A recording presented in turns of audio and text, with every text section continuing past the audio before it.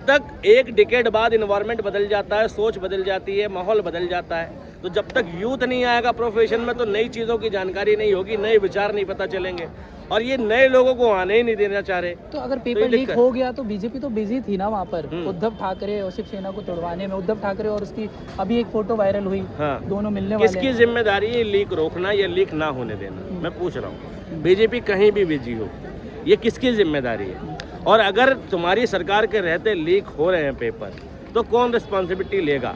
या तुम पूरे देश को इसी चीज़ में उलझाए रखोगे कि यादव तो यद मुल्ला होता है, जाट तो जट मुल्ला होता है, ब्राह्मण ब्रह्म मुल्ला होता है, अगर वो मुसलमानों का सपोर्ट कर दे, इसी चीज़ में चलेगा क्या?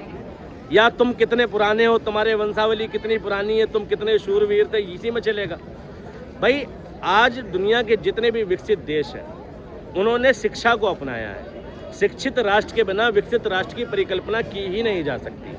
आज हम चाइना की बात करते हैं, टेक्नोलॉजी वहाँ पर आ रही है, टेक्नोलॉजी की गंगा बह रही है, और हमारे यहाँ अंधभक्तों की, तो फर्क तो पड़ता है ना जी। तो जब तक आप यहाँ पर टेक्नोलॉजी का विस्तार नहीं करेंगे, और टेक्नोलॉजी का विस्तार करने के लिए शिक्षा का विस्तार जरूरी है। कम से कम आज बहुत सारे बच्चे, हमारे देश की सबसे बड़ी दुर्भाग्य क्या है कि 12वीं के बाद बच्चे शिक्षा छोड़ देते हैं। हमारे देश की 70-80% बच्चे कॉलेज नहीं जा पाते। क्यों? क्योंकि बच्चों के पास गाइडेंस नहीं है और प्लस में पैसे नहीं है। 12वीं के बाद माँ बाप टूट चुके होते हैं, कहते हैं भैया अब अपने पैरों पे खड़े हो, कुछ करो।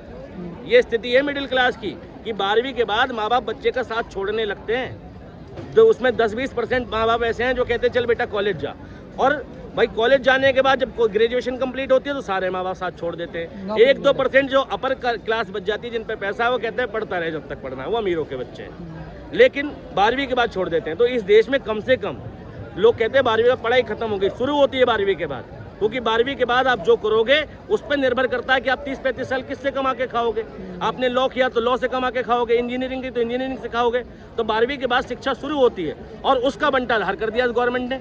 तो कम से कम ग्रेजुएशन तक की शिक्षा, जो बीटेक का कोर्स है, एलएलबी का कोर्स है, जो बीएससी का कोर्स है, बीएससी आईटी का कोर्स है, बीसीए का कोर्स है, यहाँ तक फ्री होना चाहिए ग्रेजुएशन तक।